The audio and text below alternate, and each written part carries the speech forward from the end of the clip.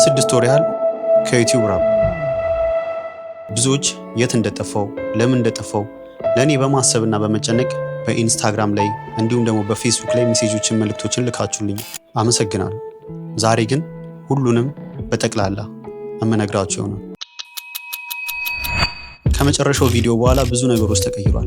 አእምሮዬን ለማሳረፍና ስለ ራሴ ስለ ወደፊት እቅዴም ብዙ ነገሮችን ለማቀድ ጊዜ ወሰድኩኝ። ከራሴ ጋር ሳወራ ሰማከ። እውነቱን ለመናገር በዩቲዩብ ላይ በቀጣይነት መስራት አልቻልኩም። ነገራቶች እኔ በማስበውና በምፈልገው መልኩ እየሄደ ስላልሆነ፣ ነገር ግን ያ ማለት ዩቲዩብን መስራት ትችዋለሁ አቁሜዋለሁ ማለት አይደለም።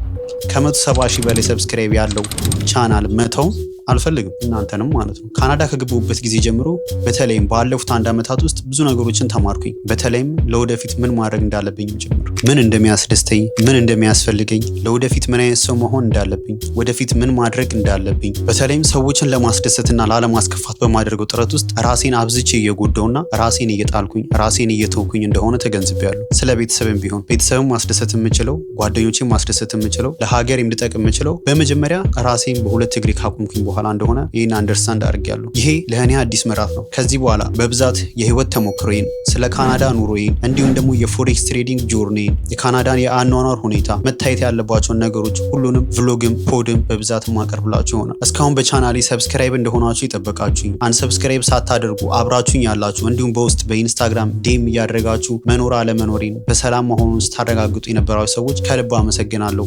ስለጠበቃችሁኝ፣ እዚህ ድረስ ስለታገሳችሁኝ ከልብ አመሰግናለሁ። አሁንም በጣም አከብራችኋለሁ፣ ወዳችኋለሁ። ሁላችሁንም 170 ሺዎቻችሁ ነው። የምሬ ነው የምላችሁ። ኮሜንት ላይ ዌልካም ባክ ብላችሁ በመጻፍ እንድታበረታቱኝ፣ ድጋፋችሁን አብራችሁኝ መሆናችሁን እንድታሳዩኝ ጠይቃችኋለሁ። ይመቻችሁ፣ ወዳችኋለሁ።